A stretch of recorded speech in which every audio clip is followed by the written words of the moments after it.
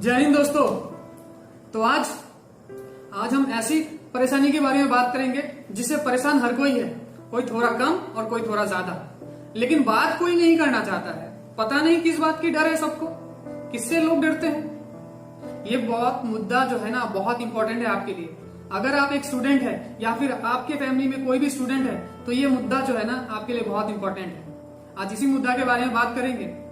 अगर आपको डिटेल में देखना है तो आपको वीडियो को पूरा देखना पड़ेगा और कुछ ऐसे फैक्ट्स बताऊंगा कि आपके होश उड़ जाएंगे। तो चलिए वीडियो को स्टार्ट करते हैं। तो आज का जो हमारा मुद्दा है वो ऑनलाइन एजुकेशन को लेके है। तो ऑनलाइन एजुकेशन चल रहा है देश में, आपको तो पता ही होगा, और नहीं पता तो मैं आपको बता देता हूं कि ऑनलाइन एजुकेशन का क्या हालत है।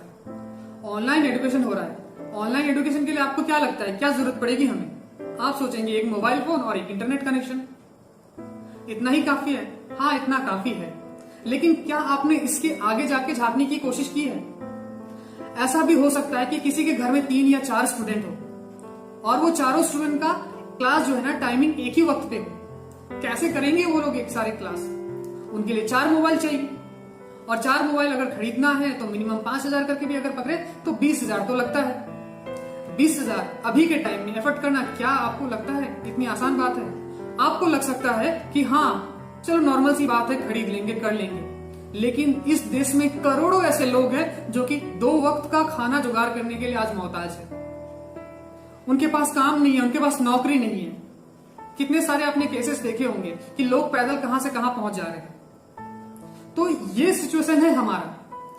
अगर एक फेमस अखबार की माने जो कि द प्रिंट है, तो उसके हिसाब से हमारे देश में 32 करोड़ स्टूडेंट रहते हैं, जो कि एक बड़े कंट्री, अमेरिका जितने बड़े कंट्री का पॉपुलेशन के बराबर है। कुछ दिनों पहले, 4 से 5 दिनों पहले, यानी कि 6 दिन के आसपास का बात मैं बता रहा हूं कि मैं एक बड़े ही न्यूज चैनल को देख रहा था। उसमें हमारे एजुकेशनल मिनिस्टर रमेश पोखरियाल जी अपना भाषण दे रहे थे। वो कह रहे थे कि कैसे हमारे देश में ऑनलाइन एजुकेशन को इतनी अच्छी तरीके से इंप्लीमेंट करवाया गया है। मैं आपको बताऊं, हमारे पास जो ऑनलाइन एजुकेशन सिस्टम है ही नहीं अच्छी तरीके से करने लायक। अगर विकिपीडिया की माने तो हमारे देश में सिर्फ 54.29% लोगों के पास ही इंटरनेट कनेक्शन है।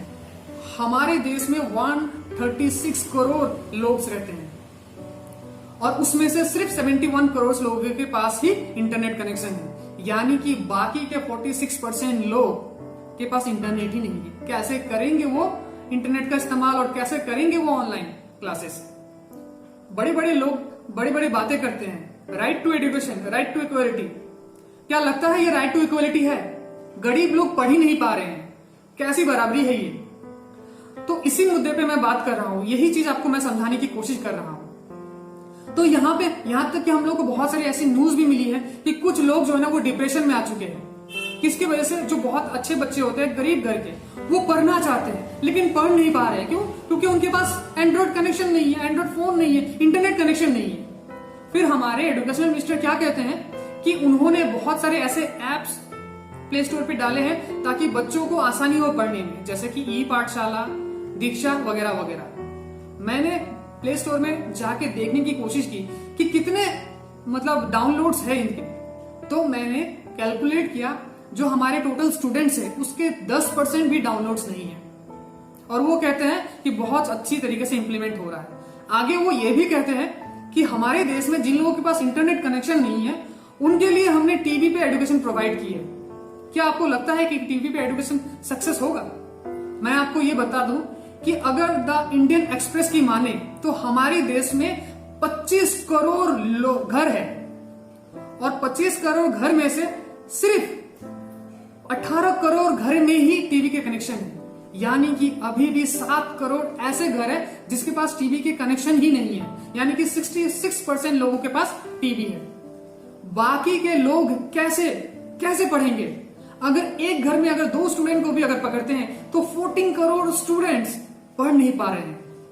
आपको लग रहा है ये छोटी बात है? नहीं, ये बहुत बड़ी बात है। ये जिसके साथ हो रहा है वही समझ रहा है। फिर उसके बाद आते हैं फीस के बारे में। यहां तक कि गवर्नमेंट संस्थान जैसे कि केंद्रीय विद्यालय फीस के लिए परेशान कर रहे हैं बच्चों को कि फीस दो, फीस दो, फीस दो।